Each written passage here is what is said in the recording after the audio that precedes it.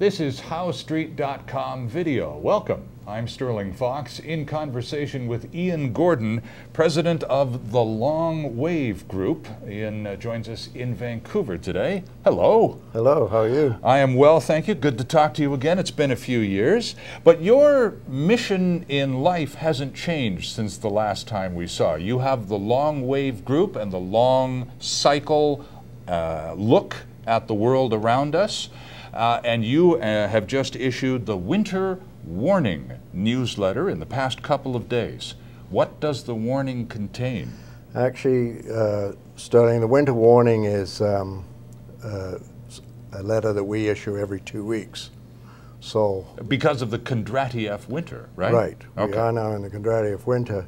So the Winter Warning is a sort of a topical thing that we write about every 2 weeks, and the latest was it was on gold. All that glitters is gold. And you maintain, and I think rightly so, but I'm interested in your reasoning, that gold is going to be even more popular and therefore more valuable down the road than it is right now.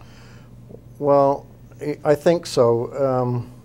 Whether it is or isn't, it will be more valuable in real terms because we're a deflationist, you know, in our thinking, because we see this depression, which is akin to the 30s depression, brought about by too much debt. So that in itself is deflationary, the debt that's being unwound out of the economy, and because of that, we see a deflation and maybe gold holding its value, but everything else losing value very rapidly. But that being said, I actually have a price that I think gold will probably get to about $4,000 an ounce during this crisis.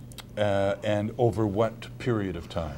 Well, it depends how quickly the crisis really starts to unfold. I mean, we've already seen the initial stages with the failure of many of the big banks in the United States and so on, and a lot of the smaller banks are now failing there as well. And I think the next leg is just about to, or the next shoe is just about to drop, and we're going to see some more really difficult times in the U.S. economy.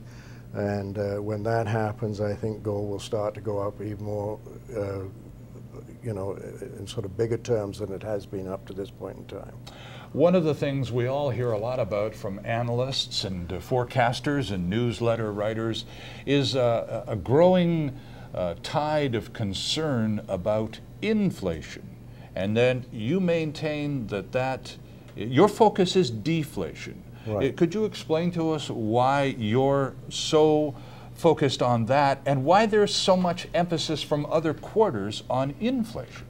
Well, I mean, you know, strictly speaking, inflation is an increase in the supply of money, and deflation is a decrease in the supply of money. So that's sort of the very strict sort of synopsis of how those two work. But the reason that we're deflationists, first of all, let's say, why are people inflationists? Because they can see how much money the Federal Reserve is printing. Sure. To try and buy their way out of the problems that are there in the U.S. economy. But we're deflationists because we think that the debt is going to overwhelm their ability to print the money to overcome that debt. You know, you have a $58 trillion debt, total debt in the United States. That's, you know, government, consumer, corporate, and financial debt.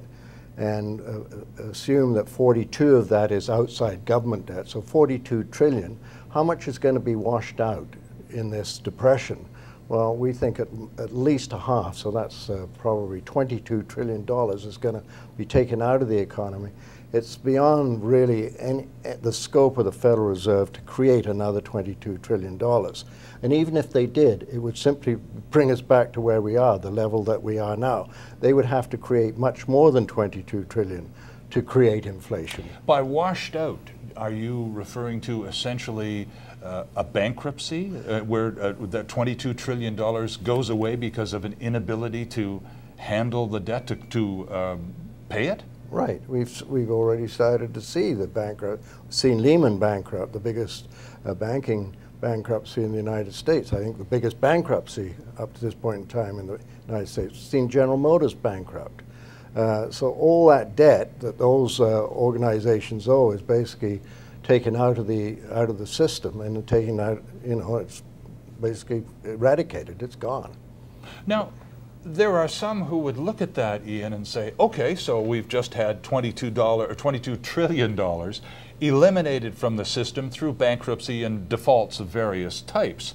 So, okay, no harm, no foul. That's just 22 trillion less for everybody to worry about. Well, it is, but I mean, if you take $22 trillion out of the economy, it essentially means that you are in a depression. You've probably got, like you had in the last depression, 25% of your workforce is unemployed, and therefore there's no spending coming back into the economy to drive the economy forward. Already we're starting to see the numbers get quite large in the United States, just under 10% unemployment at this time. Those are the official numbers, but they don't count people that have basically given up looking for jobs and so on. So the unemployment rate in the States is a lot higher than Sure. that. That means that money is, consumers aren't spending because they don't have the money to spend, and you have to have the consumers to spend to create the inflation that you want, because if the consumers are spending, then your economy is starting to go, but they can't spend because they have too much debt. Your long-range perspective on the world has us in the middle of a winter, a cycle that could last anywhere from 17 to 20 years. Would the kind of meaningful reforms that we all expected from the United States and other countries of the Wild West / gong show that got us to this recession and crash in the first place, would that affect the length of that winter in any meaningful way? I don't think so. And I mean, we're talking about a cycle here. And if we understand that all cycles, I mean, everybody will agree that with the cycles such as the 4 seasons in the year, the moon cycles and so on, the tides and so on, everyone agreed that those are natural phenomena. But this is a financial or economic cycle, and that too is a natural phenomenon. And that means that man cannot interfere or stop the process. So it will go according to the way the cycle has to run. Are you surprised, though, that even with that perspective of this is in a cycle that isn't going to be altered by any one person or set of regulations, are you still surprised that they haven't dealt with it at all yet? Well, they are trying to deal with it. I mean, they're throwing money at it like crazy. They are starting to bring regulations. They're bringing regulations about how much the bankers can earn and so on. Okay. So they are starting to bring regulations in. But Roosevelt brought in all sorts of regulations and so on to try and halt the Depression of the 30s. And he didn't. The thing that halted the Depression of the 30s was the Second World War. Well, let's hope we don't have to deal with any kind of global conflict to bring this to a halt. Ian Gordon, good to see you again, sir. Thank you so much for joining us. Well, thank you. Comments made on House Street Video and HoweStreet.com are an expression of opinion only and should not be construed in any matter whatsoever as recommendations to buy or sell any financial instrument at any time. Available online at HoweStreet.com. House Street Video is a production of House Street Media Incorporated.